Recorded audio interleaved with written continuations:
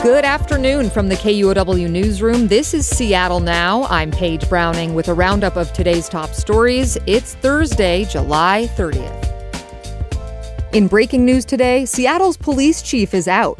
Rumors began spreading last night that Mayor Katie Wilson had asked Chief Sean Barnes to resign or be fired. This morning, leaders from the city's Black community defended the chief and urged the mayor to reconsider. With more on this story, KUOW politics reporter Scott Greenstone speaking today to Kim Malcolm when Scott was at the scene at City Hall. So this story continues to develop today. What's the latest from Mayor Wilson's office? So just about 15 minutes ago, Mayor Katie Wilson said in a statement that she accepted a letter of resignation from Seattle Police Chief Sean Barnes. Barnes said in that statement, it has been an honor to serve the Seattle Police Department. Said he wants, quote, the opportunity to return full focus to what matters most, addressing youth gun violence and preventing more tragedies. The mayor is appointing, she says, Deputy Chief Andre Sales as interim chief of the Seattle Police Department, and she'll hold a press conference tomorrow at 11 a.m. to introduce the new interim chief. We have just been hearing tons of frustration all day, also, Kim, from the city council and statements from the community police commission, from Black leaders and faith leaders, like you mentioned, folks who met with the mayor this morning urging her not to fire the chief. And just a lot of folks are very upset they weren't consulted. Did the mayor say why Chief Barnes was asked to resign? Not in the statement, as far as I can tell. I'm supposed to interview her in 45 minutes. She's been welcoming media members up all afternoon, apparently, or at least that's according to social media I've seen. There's been a lot of drama in City Hall, as you know, since Sunday. Police Chief Barnes was out of town during the shooting, and when he got back, a reporter asked him about reports he's, quote, out of town often. His wife and kids live in Chicago, and he had a confrontation with that reporter and was pulled away by his staff. So that could be related to it. There was also a big snafu about communications on Sunday, many hours where the public had very few details, but that has been blamed more on Wilson, according to a source inside SPD. She told them to wait and not tell the public until close to 11 p.m. at night. Yeah, that gap on Sunday night after the shooting, when many people were still wondering if there were potential shooters still on the streets. Yeah. About the investigation, Scott, is there any update on the search for suspects?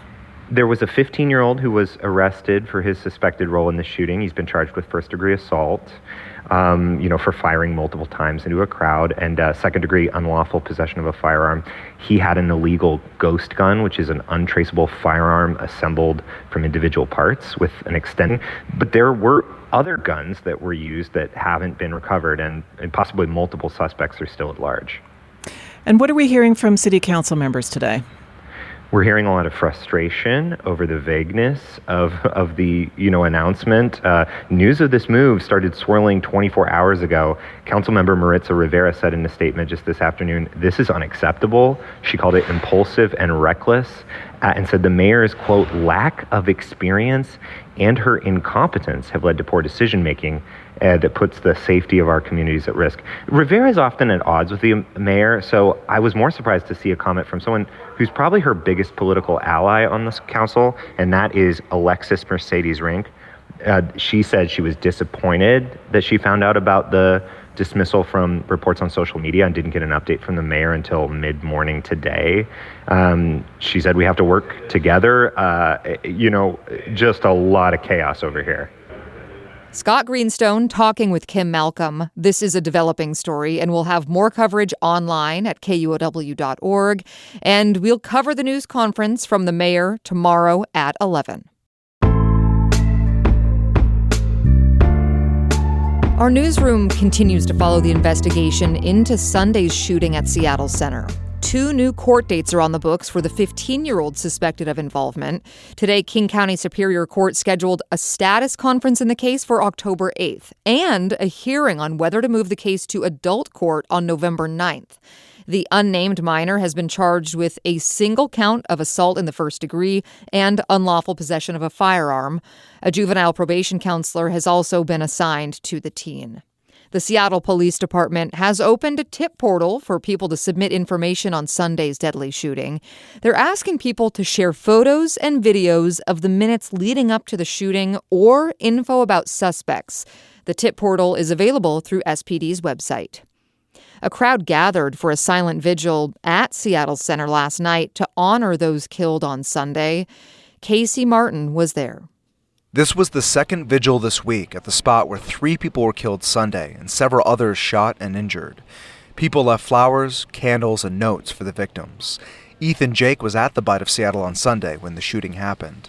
It wasn't easy coming back here, he says. It's the first time that I've ever felt skeptical of stepping on Seattle Center, because this is a place I come to several times a week. We live 5 blocks away from here. One teenager so far has been arrested, and Seattle police say they're still looking for additional suspects.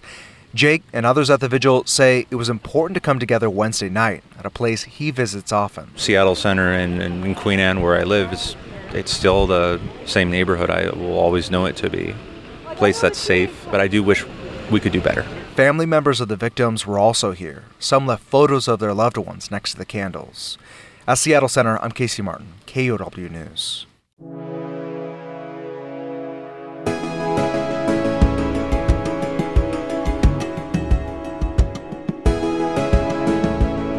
In the higher ed world today, the state Supreme Court has ruled that Washington State University has a duty to protect students from foreseeable harm caused by fraternity hazing.